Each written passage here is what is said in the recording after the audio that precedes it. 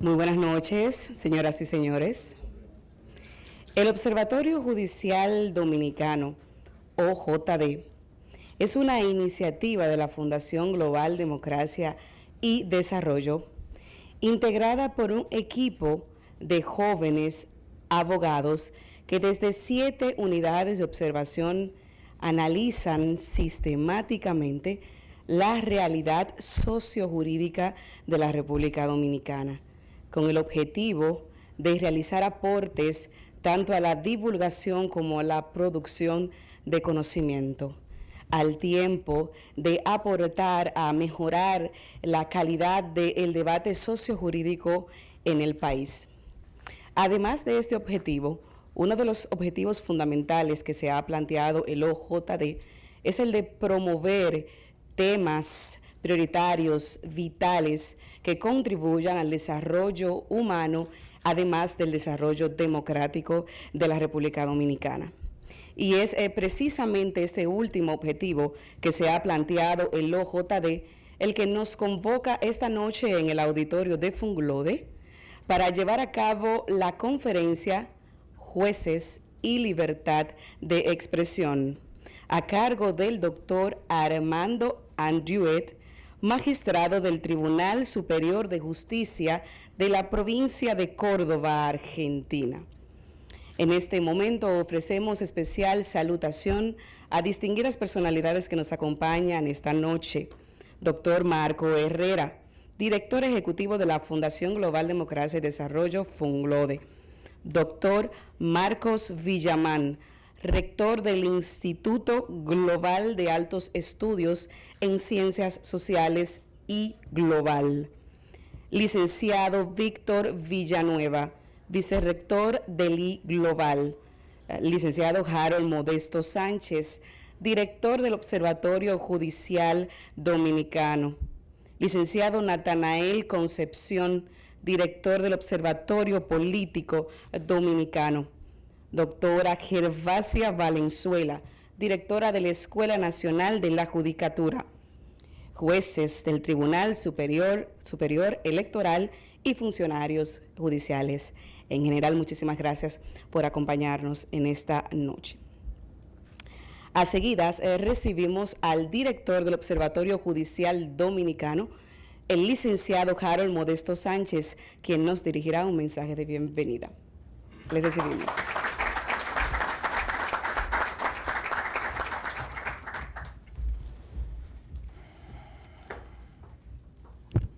Licenciado Marco Herrera, director ejecutivo de la Fundación Global Democracia y Desarrollo.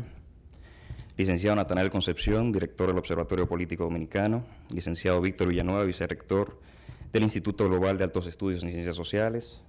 Conferencista invitado, licenciado doctor Armando Andruet, funcionarios judiciales, decanos de Derecho, miembros de la prensa, damas, caballeros, amigos todos.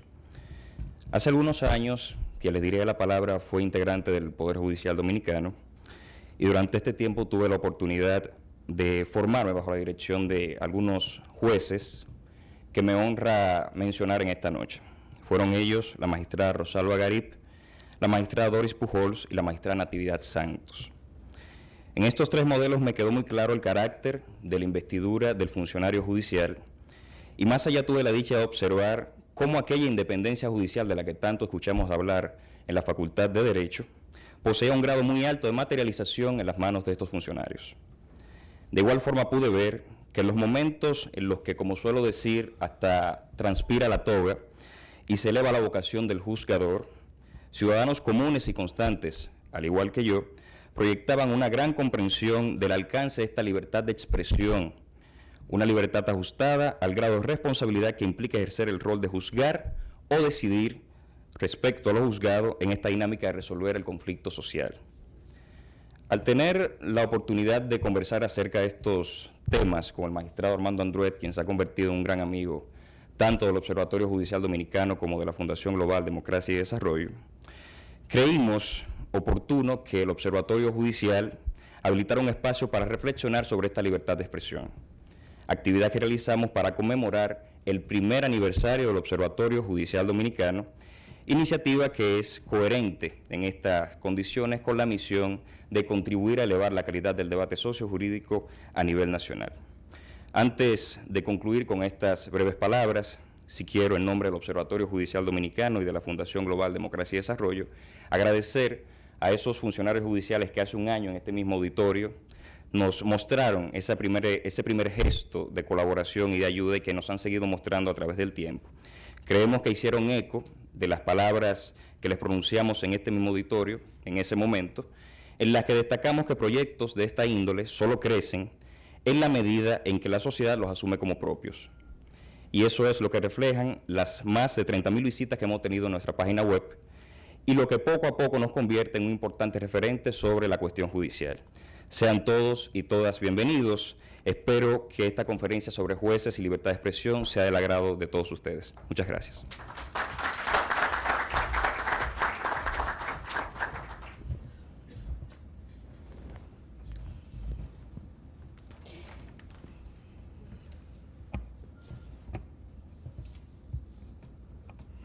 Tras escuchar el mensaje de bienvenida en la voz del licenciado Harold Modesto Sánchez, director del Observatorio Judicial Dominicano, es tiempo de introducir a nuestro invitado de la noche, el doctor Armando Andrieuet. Pero antes me van a permitir esbozarles un breve perfil de nuestro invitado. El magistrado Armando Andrieuet es doctor en Derecho de la Universidad Católica de Córdoba.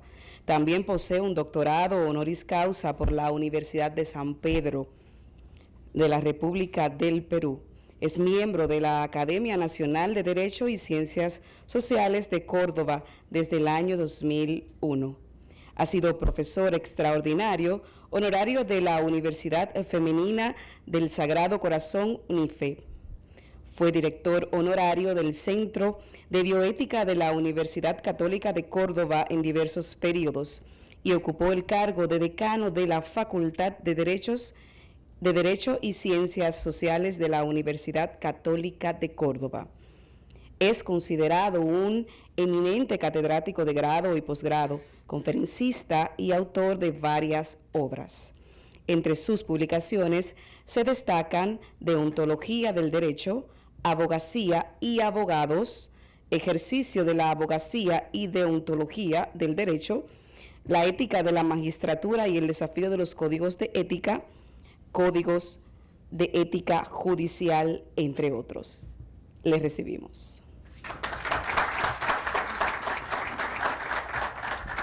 Muchas gracias. Primero, muy buenas noches a todos ustedes. Muchísimas gracias. Primero, mi especial saludo, reconocimiento y agradecimiento a toda la Fundación Funglode y en particular en la persona del licenciado Harold Modesto, con quien nos une no solamente una relación en el sentido puro académico, sino de afecto que seguramente con el tiempo es mucho más fecunda, tal como corresponde a las buenas personas así realizarlo.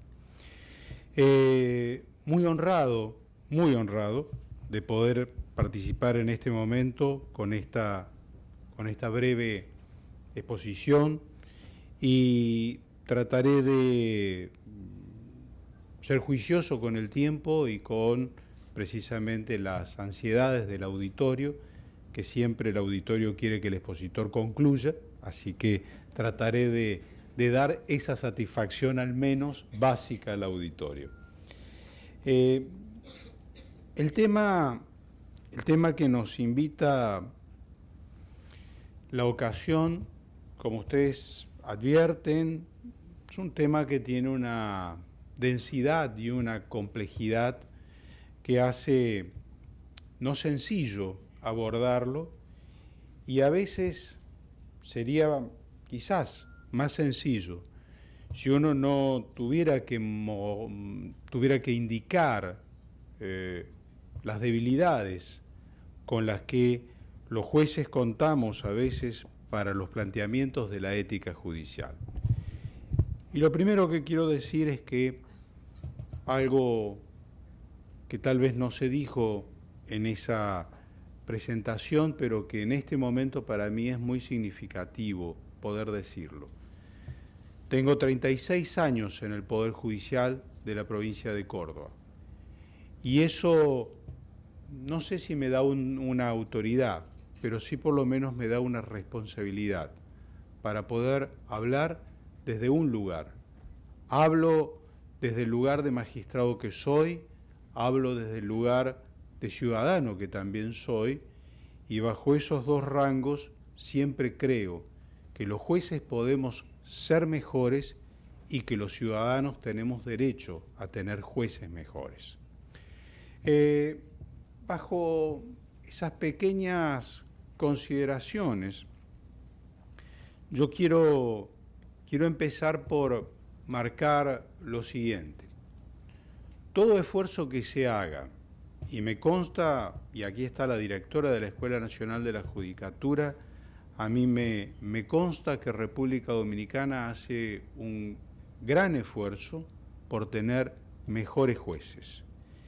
Y ese mejor esfuerzo por tener jueces mejores supone mucho trabajo intelectual y mucha pragmática con ellos. Pero en realidad, toda educación supone siempre un proceso de dualidad. No se puede enseñar a quien no quiera aprender. Las sociedades deben tener mejores jueces, pero también deben exigir tener mejores jueces. Y allí es donde creo que se instala con total entidad esta presentación o este momento de reflexión entre todos nosotros. Comienzo por dar una pequeña impresión de un documento máximamente contemporáneo. Para que no se diga que los temas de la ética judicial son temas que nos corresponden a los latinoamericanos, a los caribeños, ni mucho menos. El día entre el 5 y el 7 de junio del año pasado, del 2013, tuvo lugar la Asamblea General de la Red Europea de Consejos de Justicia y se dictó lo que se llama la Declaración de Sofía. La Declaración de Sofía sobre independencia y la responsabilidad judicial. Dice el segundo punto de esta declaración: el Poder Judicial debe ser responsable, ajustarse a unas normas éticas y estar sujeto a un sistema disciplinario imparcial. El numeral 7 luego dice: la prudente convención según la cual los jueces deben guardar silencio en materias controvertidas políticamente, no debe aplicarse cuando la independencia y la integridad del Poder Judicial estén amenazadas. Existe actualmente un deber colectivo a cargo de los poderes judiciales europeos de declarar clara y contundentemente su oposición a las propuestas de los gobiernos que tiendan a debilitar la independencia de los jueces en particular o de los consejos del Poder Judicial. Con esta brevísima lectura de introducción, quiero marcar que el tema de la ética judicial importa y afecta por igual a cualquiera sea la región donde el juez esté. Ingresando en lo que es nuestro tema de consideración, la cuestión de la libertad de expresión está definitivamente claro que es parte de un derecho humano fundamental. Y así está reconocido dentro de la totalidad de los tratados internacionales y de las convenciones de jueces y de no jueces. Estamos frente a un derecho humano fundamental. No quiero hacer una conceptualización de lo que es en un auditorio calificado la libertad de expresión, pero simplemente decir que es el derecho a hacer público, transmitir, difundir ideas u opiniones, imágenes, creencias a través de cualquier medio. O sea, el plexo sobre el cual nosotros nos vamos a mover es muy generoso y de allí empezaremos a ver los desgranamientos que esta situación produce. Tan es así de la importancia que quizás yo quiero, abusando del auditorio, recordar con ustedes cuatro autores que en los últimos 250 años han precisamente marcado la clarísima importancia de lo que es la libertad de expresión y su vinculación inmediata, particularmente con los medios de comunicación. El primero, como no podría ser en el tiempo moderno, es Immanuel Kant. Kant escribe quizás una de las obras más pequeñas, pero más sustantivas, que se llama ¿Qué es la Ilustración? En esa pequeña obra, Kant dice que la democracia se evalúa a partir de la prensa libre y del pluralismo que existe. Esa es en realidad la ilustración como crecimiento a la mayoría de edad de la razón en las personas. Prensa libre, pluralismo. La libertad de expresión es justamente la posibilidad de, en un mundo de parecidos, ser distintos. Eso es lo que es la libertad de expresión. Segundo autor, mucho más moderno, Karl Popper, formula precisamente que las sociedades serán sociedades con la característica de ser sociedades abiertas en cuanto que en ellas se vertebra la comunicación. Una sociedad tiene esa condición en tanto que hay precisamente esa dinámica de la información, porque se opone las sociedades abiertas a las sociedades monásticas o a las sociedades totalitarias de cualquier tipo que sea. Pero el tercero de los aportes está pensado en quizás un modernísimo autor que es Jürgen Habermas, en donde plantea que precisamente entre la vida privada de las personas y el secretismo propio de los entornos monárquicos, indudablemente se abre un espacio intermedio. Ese espacio intermedio es lo que se va a llamar el espacio público. En ese espacio público es donde Habermas señalará que es donde se produce la discusión política. Es como pensar en la vieja ágora griega reproducida en estos términos. Y parecería todo indicar que se ha producido esta expansión de la libertad de expresión.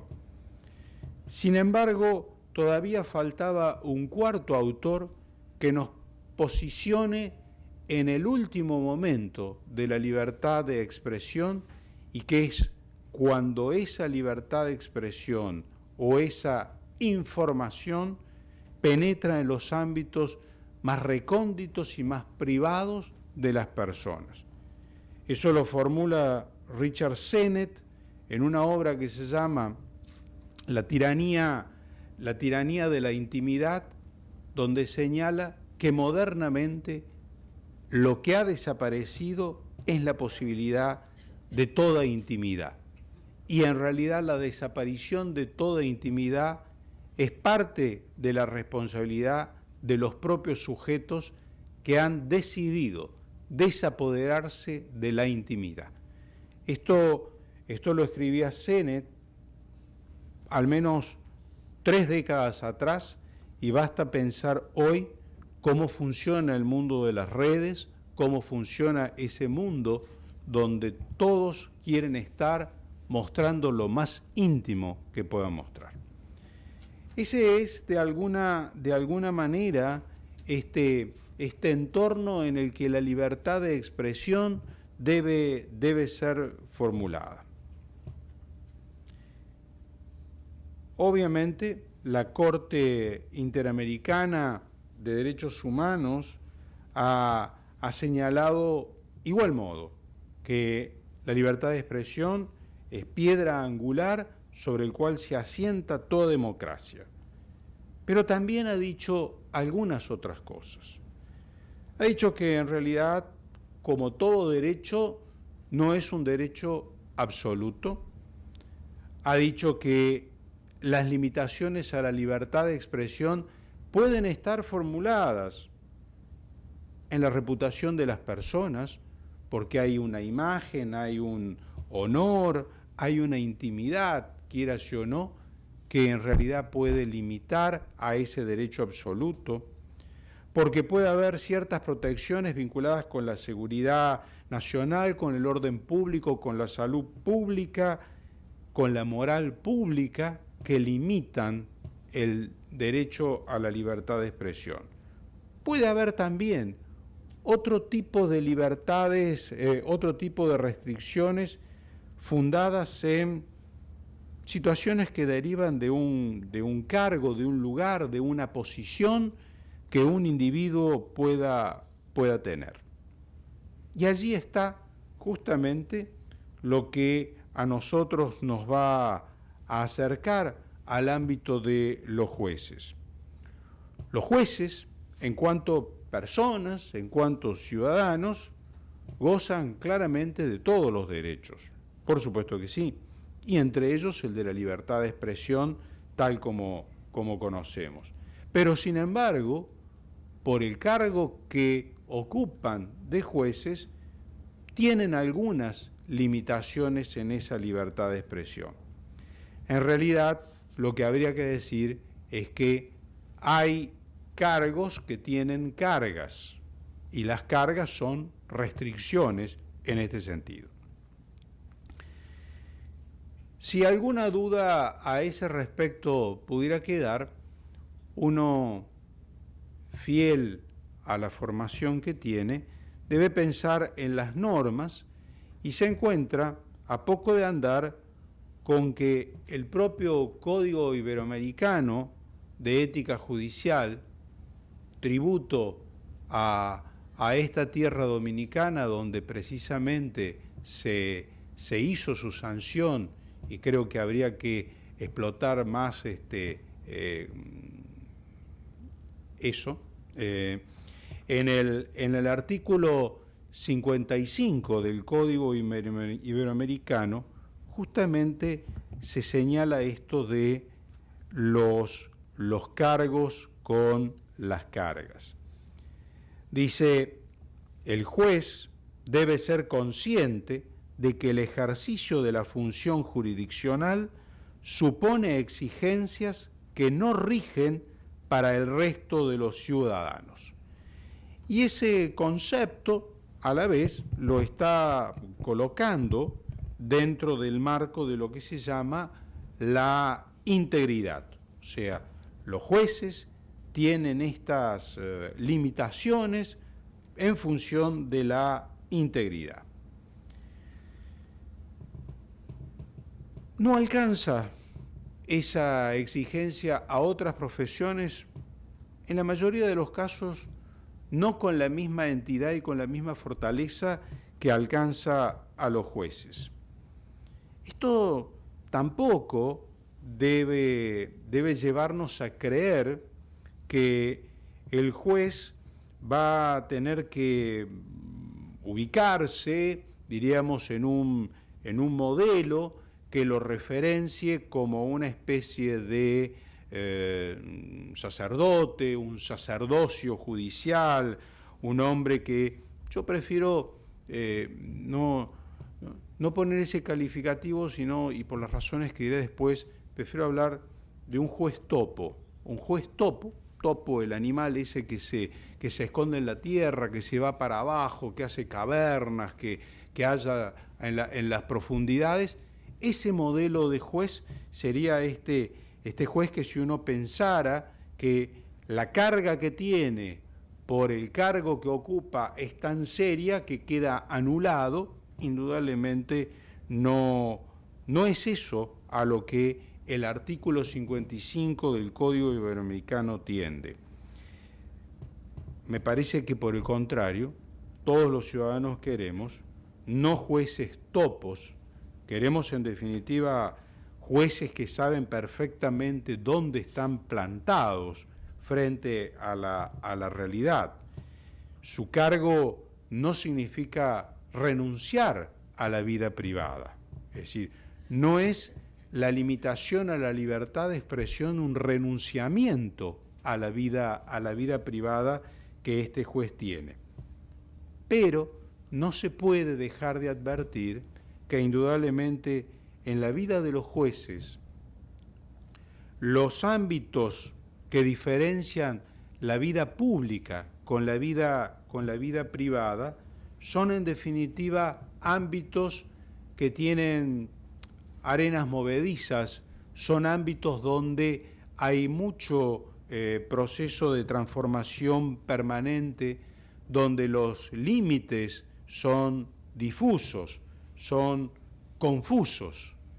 Y cuando hay límites tan difíciles de hallar, indudablemente el criterio para demarcarlos no está, por decirlo de alguna manera, en la naturaleza de la cosa, sino en el sujeto que en definitiva trabaja sobre la cosa. Allí habrá que repensar justamente que los límites entre la vida pública y la vida privada y la libertad de expresión de los jueces nos invitan a pensar en jueces que cada vez tengan que profundizar su propia mirada hacia adentro, su propia autopercepción de las cosas para comprenderlas mejor en dónde están ellos situados.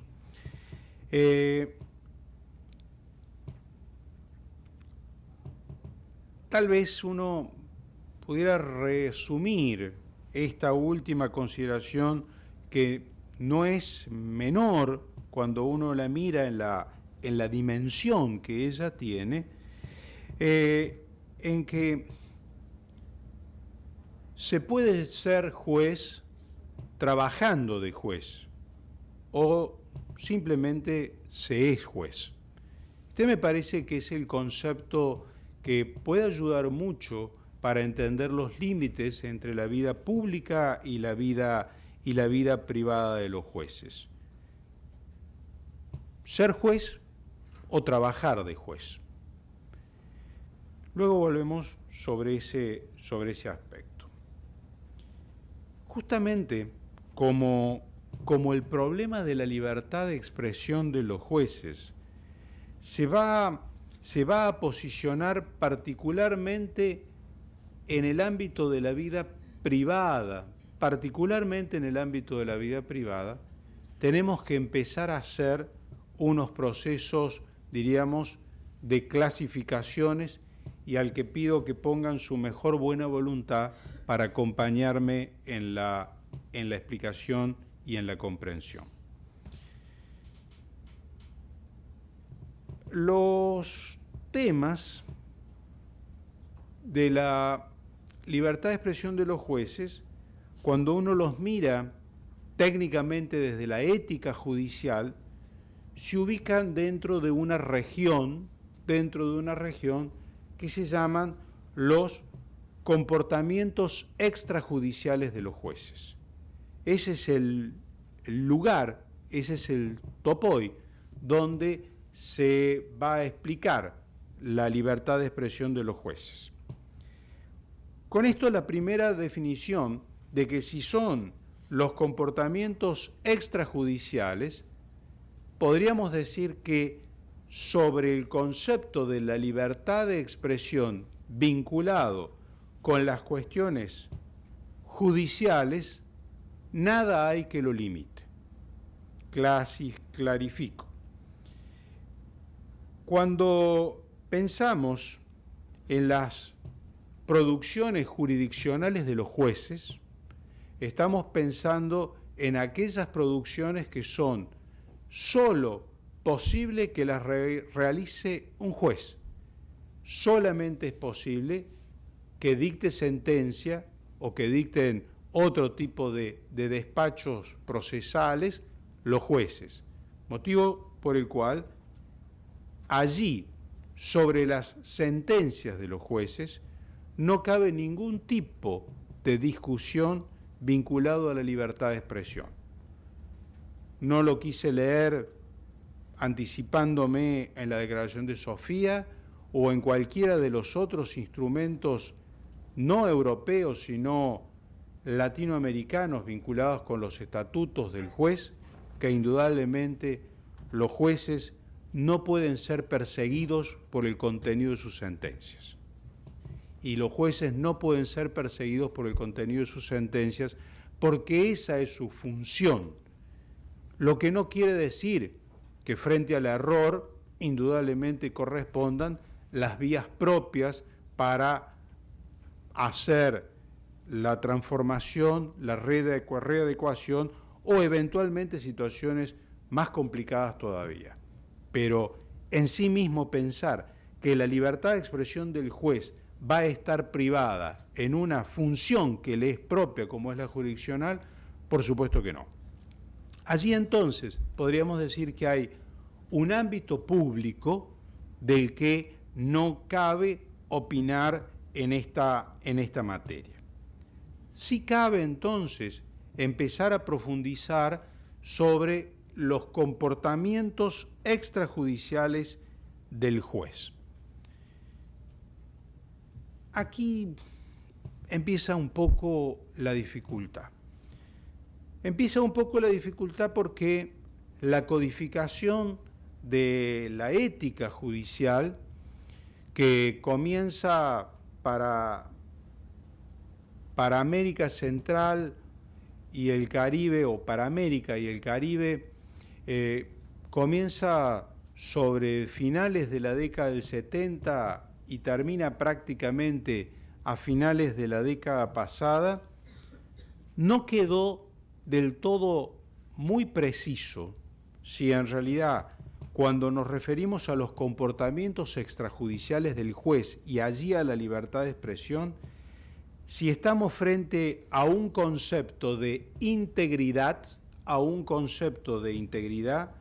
tal como formula el Código Iberoamericano de Ética Judicial y el propio Código de Comportamiento Ético de los Jueces en República Dominicana, o si se refiere a otro concepto o a otra virtud, entre comillas, judicial, que se nombra como la dignidad judicial, como lo consideran otro conjunto de códigos. El hecho, no importa si es integridad, si es dignidad, lo que aparece como conceptualmente afectada allí en esa actividad extrajudicial por la libertad de expresión de los jueces. Primer desagregado. Cuando decimos comportamiento extrajudicial de los jueces, nos estamos refiriendo, insisto, en una primera lectura, nos estamos refiriendo a aquellos comportamientos que son privados con trascendencia pública del juez. Y también nos estamos refiriendo a otro conjunto de actos que son privados del juez. O sea, tenemos dos niveles: actos privados y actos privados con trascendencia pública. ¿Qué es lo que quedaría fuera?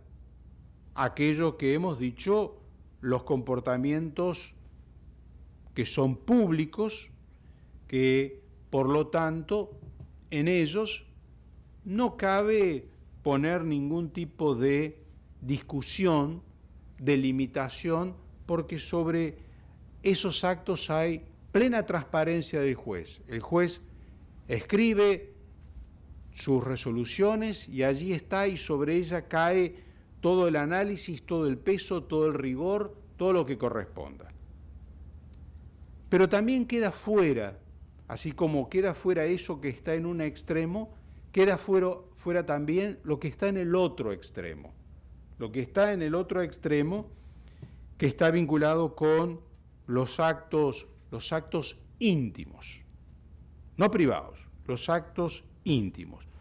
Sobre esos actos íntimos, indudablemente no se podrá hacer ningún juzgamiento de la libertad de expresión.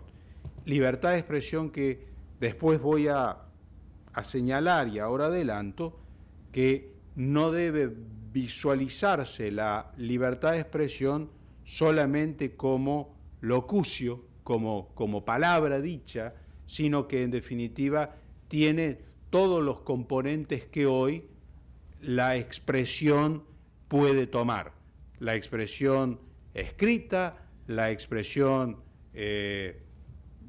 propiamente señalada, hablada, y también la expresión iconográfica, gestual, por gráficos, tal como conocemos. Sobre esos actos íntimos del juez, allí hay una total opacidad. En los públicos tenemos total transparencia, y en estos íntimos tenemos total opacidad. Entre la opacidad y la transparencia es donde se disputa justamente esto de los actos privados y de los actos privados con trascendencia pública. Si uno piensa qué es un acto privado y qué es un acto privado con trascendencia pública, solamente pensemos que de pronto cualquiera de nosotros que en un momento sale un día sábado al teatro, indudablemente no sale vestido con toga, pero usted sale al teatro, va, compra una entrada, hace una fila, la gente lo saluda o la gente lo ignora, todas las cosas que pasan en cualquier lugar. O sea, usted está generando un acto privado que tiene una clara trascendencia pública. Que la gente lo advierta, que no lo advierta, es otra historia, pero la trascendencia pública está allí de manifiesto.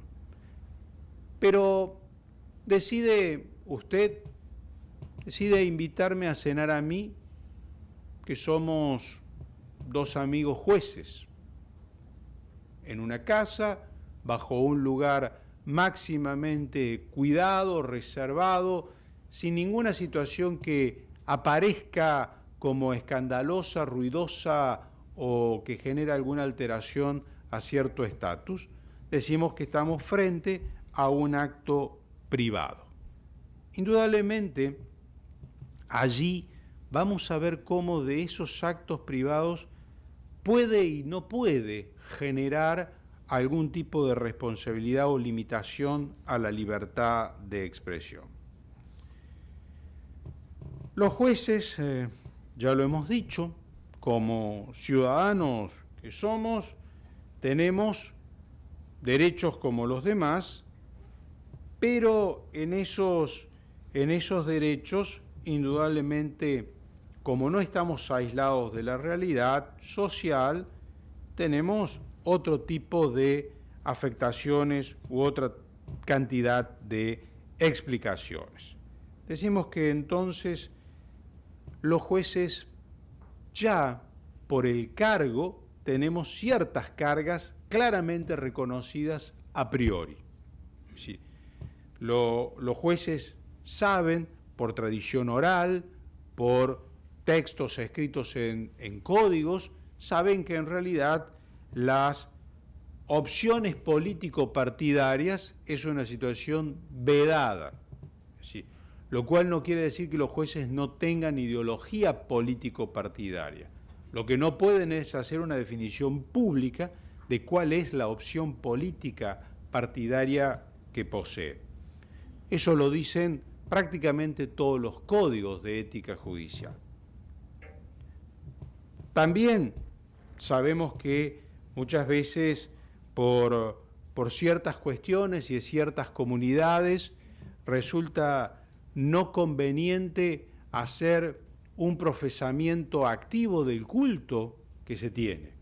Posiblemente en nuestras comunidades, que son comunidades formadas más sobre una matriz, digamos, religiosa, el problema no se visualiza tan serio, pero dentro de muchos países donde los procesos de multiculturalismo son cada vez más serios, indudablemente profesar cultos públicamente por parte de los jueces puede llegar a generar situaciones ofensivas para los ciudadanos. Una estrella de David para un juez judío, una cruz para un juez católico, pueden en definitiva traer a quienes no participan del culto una situación de molestia, de violencia, de afectación a sus propios aspectos emocionales, espirituales, etc.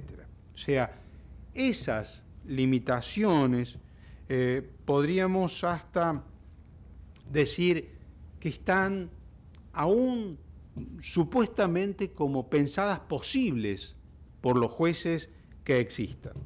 Sin embargo, las limitaciones empiezan a ser menos severas por la dinámica, digamos, que el mundo tiene. Por ejemplo, hasta qué punto los jueces pueden participar de diferentes ámbitos sociales. No, en definitiva, que un juez se siente en una reunión al lado de un delincuente que acaba de ser condenado. No, groseramente no, pero en realidad situaciones en donde parece imprudente que un juez participe de ciertos eventos, de ciertos lugares, de ciertos clubes, de ciertas logias, de ciertos nucleamientos que son los que aparecen, digamos, en la profundidad, afectando a todo tipo de libertad, a todo tipo de independencia e imparcialidad. Porque en realidad, cuando uno dice por qué esas actividades extrajudiciales de los jueces resultan ser privadas o aparecen como disminuidas o excluidas, porque precisamente ponen en riesgo nada menos que la independencia y la imparcialidad de los jueces. No es que un juez no pueda ser activo de un equipo de béisbol. Es decir, tiene derecho a creer que su equipo es el mejor y en realidad de eso no lo priva.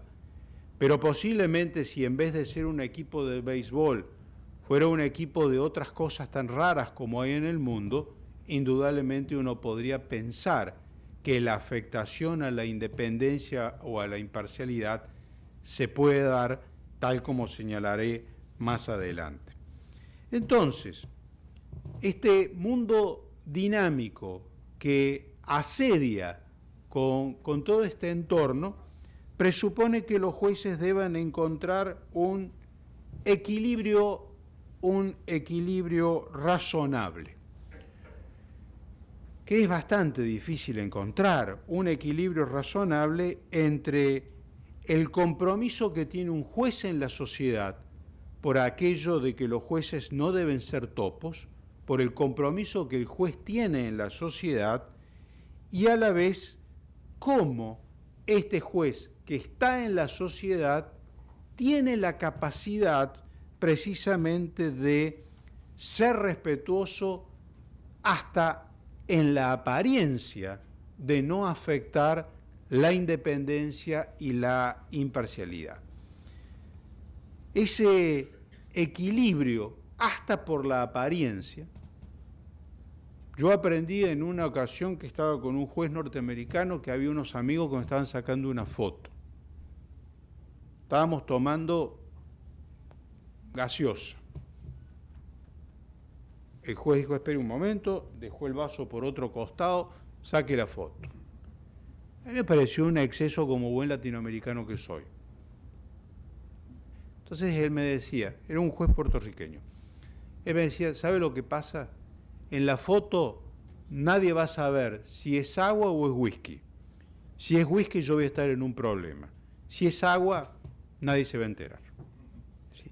Entonces, ese equilibrio razonable presupone dilucidar el problema que se produce de esa manera, dilucidarlo mediante una suerte de test de razonabilidad sociomoral. Yo puedo ser un poco cargoso con estas ideas de someter todo a test de medición, pero los test permiten encontrar una variable que sea medianamente aceptada por todos. El equilibrio razonable, ponerlo bajo un test de razonabilidad sociomoral, que nos permita ese test poner dos variables para considerar. Primero, mirar la situación o considerarla a la situación a los ojos de un observador informado y sensato. Punto uno. No pidamos más que eso. Simplemente un observador, no el observador razonable del que habla el Código de República Dominicana. Algo todavía menor. Un observador informado y sensato. Alguien que lee el diario. Bueno, hay diarios que merecerían no leerse, pero eso es otra historia. Ojos de un observador informado y sensato. Y la segunda variable, considerarlo a eso en un contexto social preciso. Lo del contexto social preciso es muy importante porque siempre cualquier juzgamiento que se pueda o que se deba realizar desde la ética jurídica o abogadil o de la ética en el sentido pleno de su concepto, siempre se debe visualizar desde un contexto en el cual ella se produce. Entonces allí, poniendo en marcha este test de razonabilidad sociomoral, juzgar si precisamente esa situación, esa actividad extrajudicial de la libertad de expresión, en realidad parece haber sobrepasado ciertos límites. Indudablemente, cuando los sistemas funcionan, los jueces están mucho más acompañados para que ese test de razonabilidad funcione un poco mejor. El problema que tienen las cuestiones éticas, como es en realidad lo de la libertad de expresión, qué decir, cuándo callar, son siempre situaciones que tienen un fuerte contenido dilemático, lo cual supone que los dilemas son siempre superados a partir del esclarecimiento que alguien tiene con uno. Antes, cuando éramos más chicos y uno tenía esa incertidumbre respecto a hacer algo o no hacer algo, ¿qué buscaba? Buscaba el consejo de los mayores. Luego, cuando uno empieza a ser un poco más crecido, ya prefiere no hablar de buscar el consejo, lo cual está mal, porque el consejo siempre hay que buscarlo. Uno busca la sugerencia. Pero en realidad, consejo, sugerencia, es la que otro hace a uno. Cuando las cosas funcionan bien, ese espacio de consejo o sugerencia en el ámbito de la ética judicial se trabaja a partir de la consulta.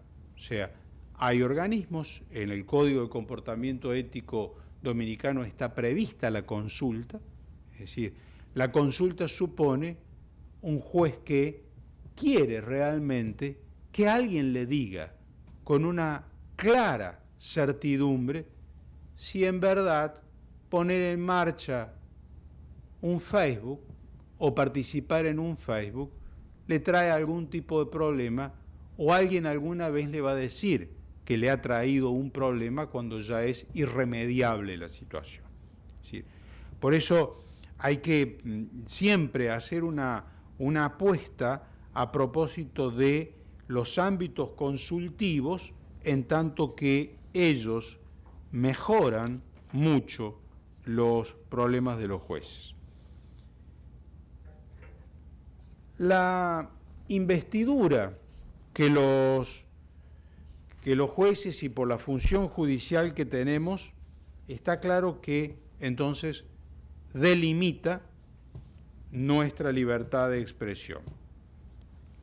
A gran parte de las acciones privadas, a gran parte de las acciones privadas con trascendencia pública, y en realidad con ese test uno aspira a que se produzca un óptimo de confianza. Yo no creo que la sociedad tenga mucha confianza de un juez que no sabe en qué barrio vive, que no sepa cómo es el mundo en el que vive, es decir, que vive bajo la tierra. Creo que eso no le va a dar confianza a la sociedad. Un juez topo no está en esa línea, pero un juez que todos los días decide tomar una experiencia personal, etnográfica, visitando todos los casinos para ver cuál es el más infecundo, o decide conocer todos los lugares extravagantes que hay en una ciudad para saber cuál es el peor, indudablemente que tampoco a la ciudadanía le genera ninguna confianza. Entonces, hay que pensar siempre estos en un óptimo posible que se pueda acaso brindar. Esto nos va acercando definitivamente a otro problema dentro de la libertad de expresión. Decíamos que hay cuestiones sobre las que los jueces sabemos a priori que estamos restringidos. La actividad política es seguramente la que más desarrollo doctrinal y teórico ha tenido y que está expresamente disciplinada desde el punto de vista administrativo y desde el punto de vista deontológico. Algunos códigos hablan lo de la libertad de expresión política de los jueces como la obligación de reserva que los jueces deben tener o la actividad de no divulgación de la afiliación que ellos tienen. Y supongamos que eso se comprende bien, pero hay poderes judiciales que a la vez dicen que no corresponde tener libertad de expresión vinculado con la actividad política, pero que sin embargo permiten licencias a los jueces para que puedan ocupar cargos en el Ejecutivo. Cargo en el Ejecutivo que aun cuando sea un cargo que claramente parece técnico, en realidad los cargos aún técnicos en un poder ejecutivo son cargos que presuponen algún tipo de elección por parte de quien propone a estos jueces. Esto ocurre en menor medida, pero ocurre en América Latina, pero curiosamente ocurre más en Europa, en donde ha habido ese proceso de corrimiento de la judicatura a los ejecutivos y luego una recuperación o una reinstalación en los poderes judiciales. Caso paradigmático, Garzón. Todos sabemos que Garzón fue legislador, ¿sí? Luego volvió al Poder Judicial y luego ocurrió lo que todos conocemos. Entonces la pregunta es que a veces una cosa es pensar la teoría, pero ver que en la práctica hay situaciones que ponen en una situación de mucha debilidad a los propios esfuerzos. Resulta que al juez le impide que diga más o menos qué es lo que piensa políticamente, pero otro puede ocupar un cargo, motivo por el cual se va a asociar a un proyecto y luego puede volver al Poder Judicial. ¿Y acaso se cree que eso no va a traer algún grado de contaminación? Y digo contaminación por usar un concepto no despectivo en modo alguno, digo simplemente porque va a incorporar matrices que no son las que antes tenía como tal. Tampoco me parece que uno deba pensar, y aparece como un segundo nivel de la libertad de expresión vinculada con la política o con lo político partidario, esto de la política judicial. ¿Sí? Hoy se reconoce prácticamente en todo el mundo que los jueces no tienen restricción, no tienen pérdida de la libertad de expresión a la hora de hablar de la política judicial. Es decir, a la hora de la política judicial en función de cómo opinan, cómo ven, cómo creerían que ocurran ciertas cosas. Eso no significa que un juez se pueda parar en una plaza con un parlante a propalar porquerías acerca de alguien. Claro que no. El test de la razonabilidad indudablemente no lo aceptaría. Pero el juez sí podría perfectamente ocupar los espacios de reflexión para cuestionar esas cuestiones, esas consideraciones. Se discute también si la política asociativa judicial es en realidad posible de sostenerse, porque acaso se ve que detrás de la política asociativa judicial hay un germen ideológico político partidario. Que yo no dudo que eso existe, al punto tal, basta ver el Consejo General del Poder Judicial de España, que en realidad se ha loteado precisamente las diferentes asociaciones de izquierda, de centro, de derecha, y algún que otro verde, se han loteado los lugares que existen. Pero se pone entonces en esa duda si eso sería posible. También, si hay libertad de expresión de los jueces en el sentido general para hablar respecto a cuestiones de materia judicial. Esto me parece que en el caso propio de República Dominicana tiene un carácter muy fuerte, es decir, tiene un carácter muy fuerte que no está prácticamente repetido en otros modelos deontológicos. El artículo, el numeral 18 dentro de las prohibiciones del Código de Comportamiento expresamente indica hacer manifestaciones públicas o privadas que comprometan la credibilidad de su función, la imparcialidad y la independencia de la justicia.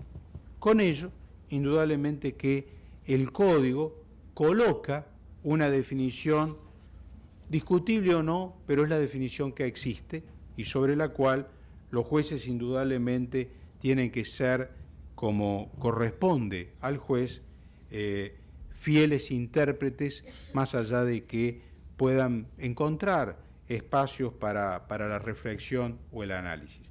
Digo esto porque por allí uno se encuentra que se juzga que esa prohibición es severísima, es absoluta. Mire, podrá ser, pero por ahora existe. Mientras existe, la cumple. Vea en todo caso cómo puede operar, cómo puede hacer para presentar si considera que corresponde alguna modificación, no siendo a mí quien juzgue valorar. Estoy haciendo un análisis descriptivo de esa situación. ¿Por qué esa actividad extrajudicial, sacando este último punto, por qué las actividades extrajudiciales vinculadas con la libertad de expresión a veces deben ser rotas, deben ser en definitiva superadas? Fundamentalmente parecería que es por tres elementos que pueden estar en juego y que ponen que el valor está más importante en otra cosa antes que en la restricción a la libertad de expresión. Por una parte, cuando se pone en algún grado de compromiso a la dignidad de la función judicial. Es decir, parecería que un buen juez, frente a situaciones que agobien indignamente a la función judicial, no puede ser indolente frente a ello y una palabra debe decir. Por lo menos ese parecería ser un concepto. El otro concepto estaría en que se podría perforar la libertad de expresión cuando con ello se asegura o se garantiza la confianza pública en el sistema de administración de justicia. Las dos cuestiones pueden ser seguramente discutibles para pensar que se perfora la libertad de expresión, pero sería inadecuado en una exposición no señalar eso si estamos hablando de la libertad de expresión. Todo esto nos va, podríamos decir, aproximando al problema, y aunque parezca mentira, al problema principal. Yo les había dicho cuando empezamos hace 30 minutos que se iban a enojar conmigo, pero no podría haber soslayado todo lo anterior para llegar quizás a lo que puede ser un poco más, no digo más atractivo, pero por lo menos al oído nos resulta más dinámico. ¿De qué se trata? Sí, los desaguisados que cometemos los jueces, lo hacemos principalmente en el ámbito, digamos, de estos comportamientos extrajudiciales, tal como hemos dicho. Voy a tratar de marcar ciertas geografías respecto a esas actividades que violentan la libertad de expresión o que violan propiamente la libertad de expresión por los jueces. La vida privada de los jueces, en el sentido privada con trascendencia pública, puede realizarse por el juez en más o menos estos tres ámbitos. O sea, ¿qué es lo que los jueces hacemos como nuestra actividad extrajudicial que puede entrar en conflicto con la libertad de expresión? Puede estar vinculado en lo que se refiere al, y pido atención en estos tres conceptos, en el decir, en el obrar o en el mostrar. La clasificación es libre, es decir, o sea, no me pidan la puridad conceptual, pero al menos permite aprender un problema. En la vida privada, privado o privada con trascendencia pública, o sea, toda esa actividad extrajudicial, los jueces generalmente podemos tener nuestros defectos, nuestros déficits, bajo 3 espacios: en el decir, en el obrar o en el mostrar. No sé si me ayuda la vida gestual. Es decir, ¿sí? En el decir, en el obrar y en el mostrar. Si es en el decir, está bien claro que nos estamos refiriendo a la libertad de expresión. La libertad de expresión es primariamente este decir. ¿Decir qué es? Decir es hacer relatos, tomar definiciones. Eso es el decir. Pido disculpas por la no precisión, pero ayuda a comprender. En el obrar, decíamos decir, obrar y mostrar. El obrar se refiere a las restricciones, a la libertad de expresión que deben tener los jueces vinculado con una realización conductual. Lo conductual son las conductas, por eso es en esa región del obrar. Conductas que en realidad lo llevan al juez, su conducta, a ocupar un determinado, diríamos, espacio físico. ¿Sí? Ocupar un espacio físico. Supongamos que en vez de estar en una reunión académica, estuviéramos en una reunión planeando cómo robar un banco. Es decir, estuviéramos en un lugar de fiesta donde la gente decide hacer exhibicionismo sexual. ¿Sí? Estaríamos precisamente en una realización conductual porque nos estamos refiriendo a cómo se ocupa un espacio físico, cómo uno está en un lugar, debiendo o no debiendo estar, cómo está con un conjunto de personas con quienes no debería estar o debería estar, o sea, libertad de expresión desde ese punto de vista. Y finalmente una tercera región, decíamos, en el mostrar.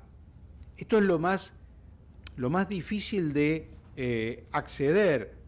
¿Por qué? Porque se refiere a una definición actitudinal, una definición de actitudes. ¿La actitud cuál es?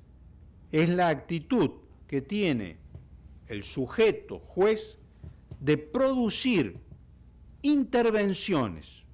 Cada vez que se produce una intervención es que hay una transformación en algo, de producir intervenciones plurisociales y o iconográficas. Es decir, parece alambicado, es decir, pero definición actitudinal, producir intervenciones plurisociales y o iconográficas. No es ni más ni menos la libertad de expresión de los jueces cuando tenemos esta actitud precisamente de intervenir en las redes sociales.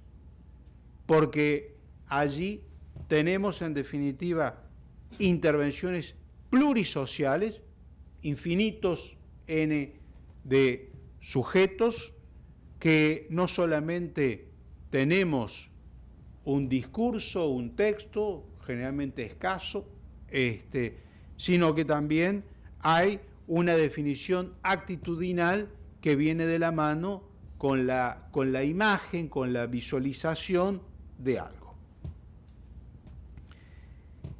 En todos esos lugares, que repito, libertad de expresión en el decir, realización conductual en el obrar y definición actitudinal en el mostrar.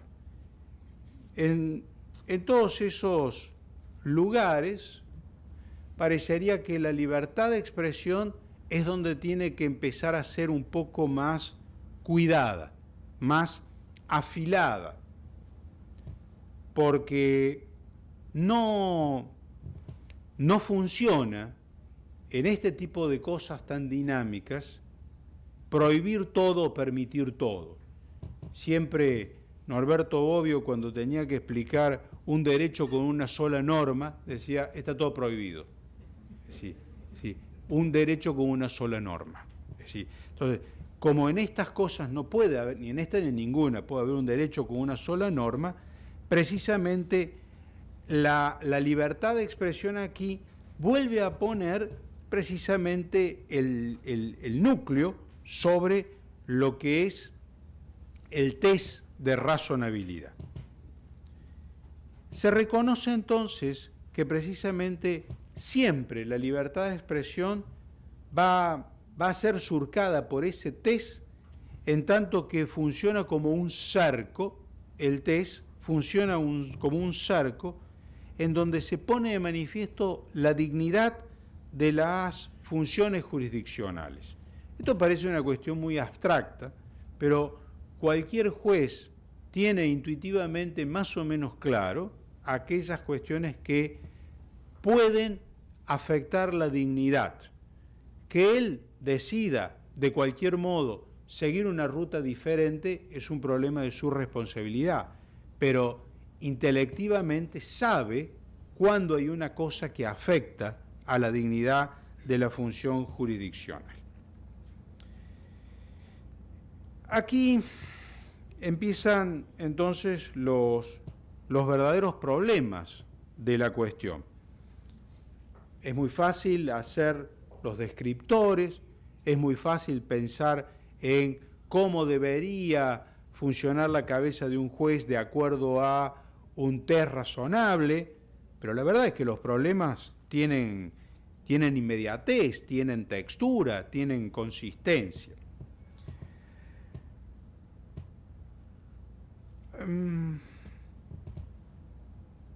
Entonces, para ayudar a la mejor consideración, habría que todavía hacer un segundo corte para entender esa densidad de los comportamientos extrajudiciales. En vez de simplemente 2, vamos a sumar 2 más. Y permítanme entonces visualizar con ustedes todo el territorio, y luego vamos uno a uno. El primer territorio decimos que es el ámbito público, el ámbito del juez en su función jurisdiccional, que hemos dicho que indudablemente no hay ningún tipo de afectación a la libertad de expresión siempre y cuando estemos hablando de su función jurisdiccional. Después decíamos el ámbito privado con trascendencia pública, decíamos el acto privado, dimos 2 pequeños ejemplos de cada uno, y agreguemos ahora 2 más. Agreguemos que hay un ámbito privado público académico y hay un ámbito privado público sociocultural. Y después queda el ámbito privado o lo que hemos dicho como la intimidad y por lo tanto está fuera de esta ponderación. El ámbito privado público académico supone ingresar en una cuestión altamente delicada referida a la libertad de expresión. Se vincula si la libertad de expresión de los jueces puede estar limitada para ocupar ciertos ámbitos profesorales. Es decir, si justamente los jueces pueden ser profesores. ¿Por qué?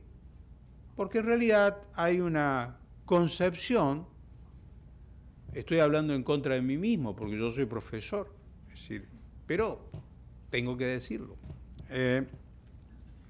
No se enojen los profesores, por favor.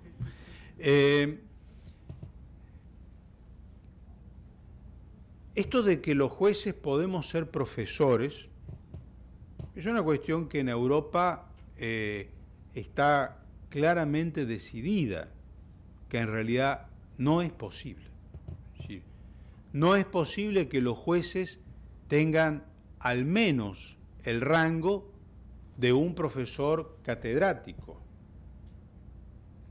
Podrá ser un profesor auxiliar, un profesor que no tiene la responsabilidad de impartir la cátedra y la docencia, como bien se dice, ex cátedra, por la autoridad científica de él. Así es en España, así es en Italia, así es en Estados Unidos. ¿Sí? Y esto trae consecuencias valiosas y disvaliosas, para decirlo de alguna manera. Quizá la más disvaliosa es que justamente cuando un juez no socializa con alumnos, no va siguiendo gran parte de la efervescencia que los estudiantes van generando, de las disputas, de las discusiones, de los nuevos avances. Pero hay una idea que se señala que en realidad la privación de ser profesor y por lo tanto de la libertad de expresión de cátedra de este sujeto está en que no se puede servir bien a dos reyes. Es decir, no se puede ser un buen juez y un buen profesor simultáneamente. Ustedes dirán, ¿por qué? El ejemplo, como todas las cosas, es el ejemplo, no es más que el ejemplo. Pero sin embargo, dicen los que profesan estas cosas, estas tesis, que en realidad un profesor de Derecho Procesal Penal, y ahora me mirarán feo los procesalistas penales, un profesor de Derecho Procesal Penal, si se precia de ser un buen docente, indudablemente que le va a explicar clara y largamente a sus alumnos todas las estrategias que corresponde poner en marcha un buen abogado. Dentro de esas estrategias no vamos a bajar a la letra fina de cuáles son, pero hay algunas que tienen ciertos rangos de incompatibilidad ética, pero que son las endijas, los espacios que la norma, que la ley genera y que los astutos abogados lo saben aprovechar y que los jueces lo miramos y no podemos muchas veces nada hacer contra esa situación. Entonces dicen que cómo es posible que un buen juez explique a sus alumnos malas estrategias cuando en realidad ellas después van a terminar haciendo una devolución que afecta y contrasta con el debido sistema de administración de justicia. En realidad, esto es lo mismo que volver a discutir si las malas personas pueden ser buenos jueces, poniendo otros rangos, pero no siendo homologables la respuesta. Definitivamente las malas personas no pueden ser buenos jueces, pero sí creo que los buenos profesores también pueden ser buenos jueces, aún explicando las malas cosas. Pero quiero ponerlos a ustedes, ya que debo mostrar todo el contexto del problema de la libertad de expresión. que como ven era bastante más aburrido de lo que parecía. La otra cuestión está en sí el ámbito público, privado,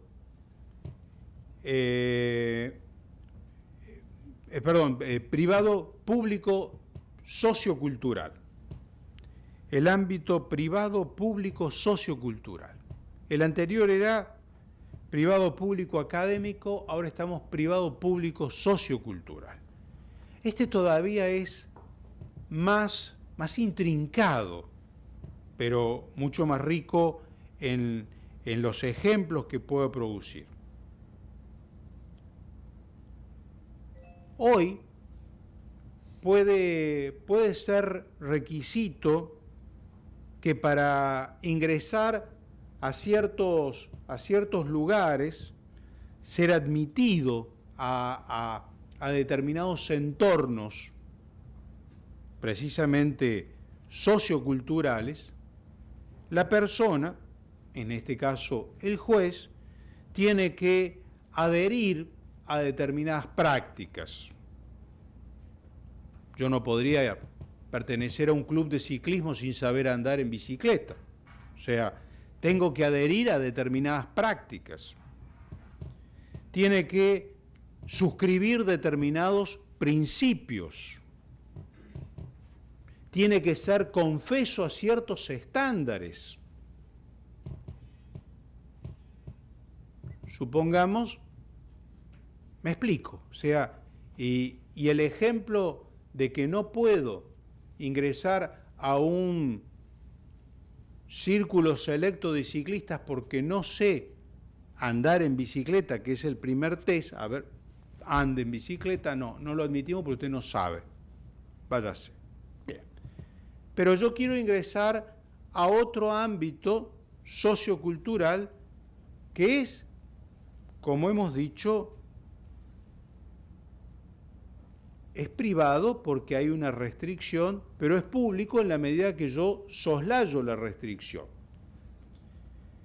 Que tengo que adherir a ciertos estándares, a ciertas confesiones, a ciertas ideas, podríamos decir. No quiero decir, a ver, que usted sea integrante de una logia cualquiera. No estamos hablando de eso. Podríamos hablar y sería muy interesante hacerlo. Pero pienso simplemente, por ejemplo, a quienes nos gusta la filatelia. Es decir, ustedes saben que el mundo filatélico es generosísimo y en realidad hay gente que junta estampillas por épocas, por figuras, por motivos, por circunstancias. Podríamos pertenecer a un club de filatelia de sellos de animales. Entonces, el león, el mono, la serpiente, el dragón y cuánto animal han desuelto. No hay ningún problema. ¿Cuál es el pasaporte que yo necesito? Demostrar que tengo un número determinado de sellos vinculado con el objetivo de este club. Pero podría ser que en vez de ser un club de filatelia de sellos de animales, sea, por ejemplo, de sellos de gobiernos autoritarios. Entonces, podemos decir que si yo no traigo todas las estampillas de, no sé, de Hitler, de la Alemania, o si no traigo de algún otro, digamos, tirano, que hay tantos y que ha habido tantos, no podría participar en ese club. Empieza a ser un poco más confusa la situación. Si yo reúno estampillas de animales, es porque tengo claro interés en los animales. Si yo reúno estampillas vinculadas con sellos de gobiernos totalitarios, está claro de que también parecería que tengo alguna adhesión a ese conjunto. Supongamos que en vez de ser ese tipo de club, fuera el club de personas que son degustadoras de bebidas alcohólicas blancas de alta graduación. ¿Sí? Hoy Internet es un mundo fabuloso para encontrar cosas extravagantes. ¿Sí? Por ejemplo, he encontrado el club de degustadores de bebidas blancas en alta graduación alcohólica. ¿Sí? Yo participo de ese club. Ahora, es decir, si usted participa de ese club, a mí me da inmediatamente la impresión que usted es casi un borracho. Sí, sí. ¿Por qué? Y porque tiene que adherir a eso. Degusta. Y hay otros clubes peores que por respeto a la audiencia sinceramente no los nombro. Pero les puedo asegurar que son terribles. Es decir, lo tengo ahí anotado. Es decir, entonces uno dice, a ver, ese tipo de adhesiones, indudablemente, ¿a quién le afecta? ¿Le afecta a alguien que yo participe de ese club de bebedores? Si parecería que después de beber no salgo, no cometo nada, ¿por qué entonces se me limita? En realidad, la pregunta tiene una sola respuesta o tiene dos modos de exponer la respuesta y que es de alguna manera lo que viene a cerrar el test de razonabilidad. Por eso yo decía, yo entiendo que el concepto de test de razonabilidad al que nos referimos puede ser muy vacuo, muy abstracto. Ahora le empezamos a poner un cierre y que como tal también anuncia, para la alegría de ustedes, el cierre de la exposición, de cómo se empieza a contraer el problema. Dos razones para negar a un juez que pueda participar de ese tipo de eventos, particularmente no de la cátedra, sino de estos clubes que tienen una gran masividad y una gran dinámica. Primero, diríamos que nunca el comportamiento de un juez puede ser admitido como valioso cuando la mayoría de la ciudadanía están privados de cumplirlo en la misma forma. O sea, aun cuando el juez junte estampillas que solamente son de caras de nenes buenos, es decir, cuando las estampillas de nenes buenos presupone para alcanzarlas a ellas algún conjunto de situaciones que son, digamos, supernumerarias, que son en principio inaccesibles a todos, indudablemente ese comportamiento nunca podría ser admitido para un juez de que lo realice. Pero todavía queda una segunda razón, que no es una razón genérica como la anterior, sino una razón específica.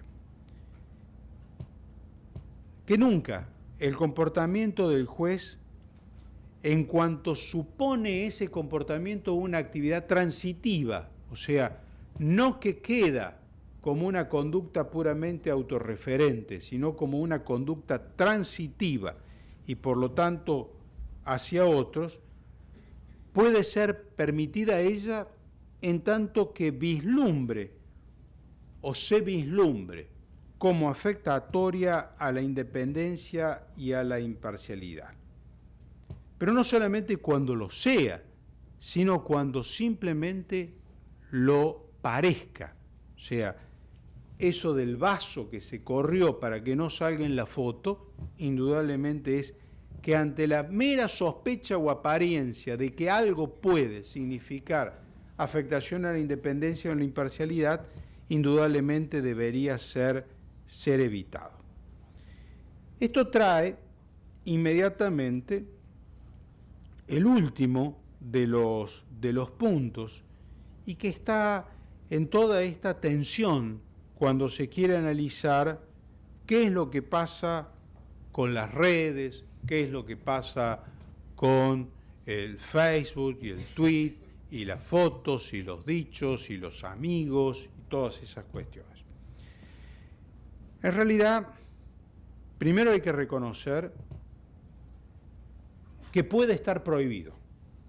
Es decir, puede existir una indicación precisa de que no se admite dentro de este Estado que los jueces tengan ese tipo de difusión de, precisamente, decíamos en esa construcción, que tengan esa información o esa construcción actitudinal, ya sea iconográfica o no.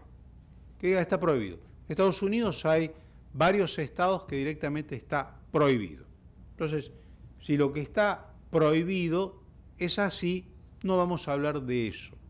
Vamos a hablar donde en realidad está permitido. Está permitido porque no hay una indicación fuerte de que entonces está prohibido. Allí hay que diferenciar con razonable criterio primero los dos niveles. Se va a utilizar una red, cualquiera sea ella, para hacer expresión judicial o jurisdiccional para ser preciso, o se va a utilizar una red para hacer información, divulgación no jurisdiccional. Por términos generales, los ámbitos jurisdiccionales no son convenientes nunca de ser difundidos individualmente por ese tipo de vías, porque indudablemente puede ser comprendido por la sociedad que el juez que le gusta publicar en su Facebook la sentencia que acaba de dictar, es decir, como puede ser habitual, indudablemente está generando cierto desorden dentro de la vida institucional o dentro de la vida judicial en el sentido propio, porque se está generando una vía alterna no prevista para ello. Y eso puede traer otro tipo de afectaciones de naturaleza procesal o lo que sea. Además, en ese supuesto, se lo vería al juez no precisamente como todos deseamos ver los jueces, como personas reflexivas, medidas y prudentes, sino como un sujeto ansioso por ocupar un espacio público, con lo cual más se asimila a un juez vedette, estrella, que a un juez en el sentido puro del concepto. Si en realidad sacamos eso y decimos el juez que utiliza todas esas redes, no para una actividad jurisdiccional, sino para aquellas otras cuestiones no jurisdiccionales, en verdad no parece razonable prohibirlas. ¿Por qué prohibirlas? En realidad, si uno dijera que eso se prohíbe, también me deberían prohibir que yo vaya a la playa, y hasta donde sé, no me es prohibido y tampoco se me impone que asista a la playa con pantalón largo y casaca. ¿Sí? Voy a la playa como habitualmente va la gente, cómoda. ¿Sí? Obviamente que si en vez de ir a la playa con mi traje de baño decido ir desnudo y no es una playa nudista, indudablemente estoy generando un exceso dentro de mi actitud y por lo tanto deviene de alguna manera ofensiva. Y eso es, me parece, con el verdadero criterio del sentido común. El sentido común es la filosofía más primaria, más primitiva, más originaria. Si un juez, de acuerdo a una ponderación y un análisis, no sabe diferenciar por sí mismo dónde está el límite, en verdad me parece que es un juez inmaduro. Es decir, y entonces el problema no está en las redes, sino está en él. Y entonces, bueno, habrá que seguir los caminos que correspondan. Allí entonces aparece, y esto es lo último, aparece de nuevo volviendo la mirada sobre los jueces, que yo creo que hay tres tipos de jueces, y vuelvo sobre el concepto de los jueces así, desde una visión animalista.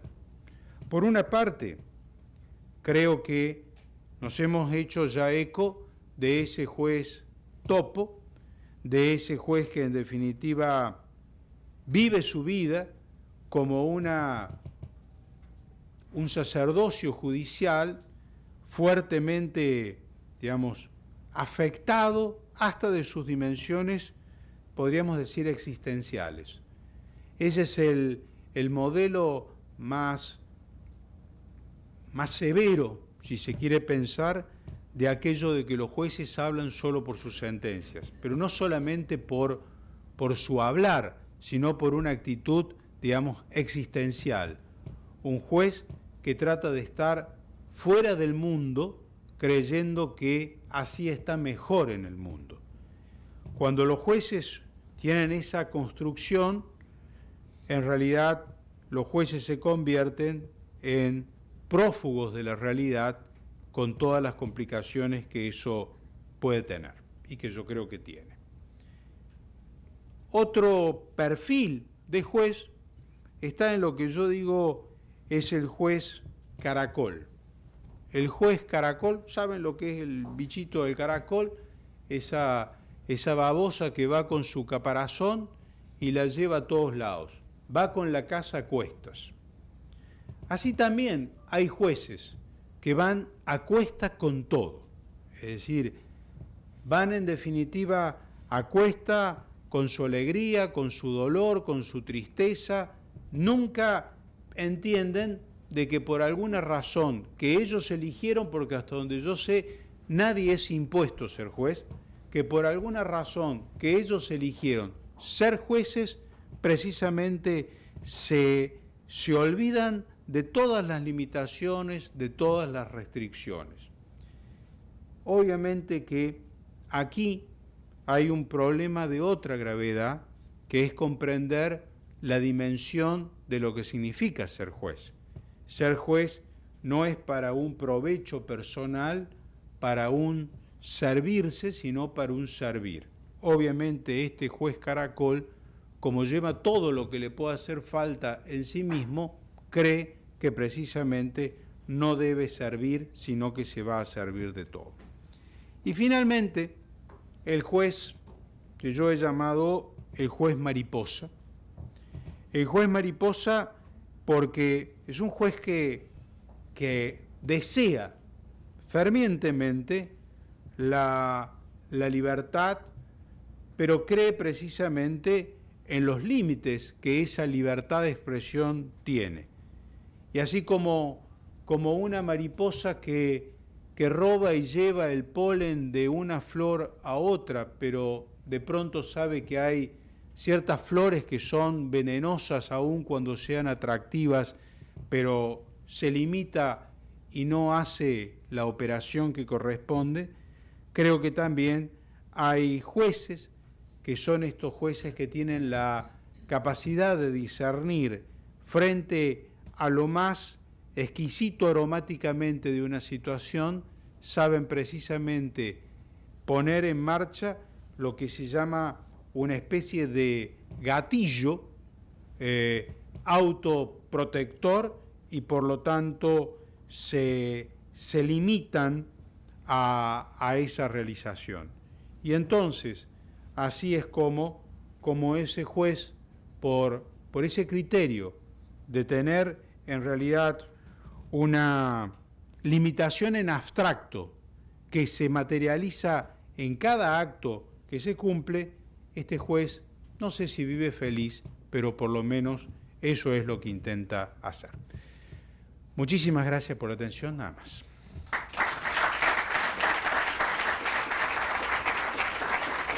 Muchas gracias. Gracias a usted, doctor Armando, por su interesante ponencia. Ya en la parte final de esta conferencia, Jueces y Libertad de Expresión, escucharemos las palabras del director ejecutivo de la Fundación Global, Democracia y Desarrollo, doctor Marco Herrera. Le recibimos.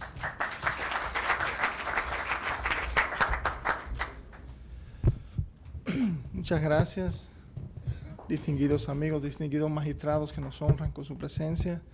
Distinguido magistrado Andruet, muchísimas gracias por compartir con nosotros tan interesantes reflexiones, no solo sobre la libertad de expresión del juez, sino en sentido común sobre la diferencia, como usted bien dictaba al principio, de trabajar de juez o ser juez.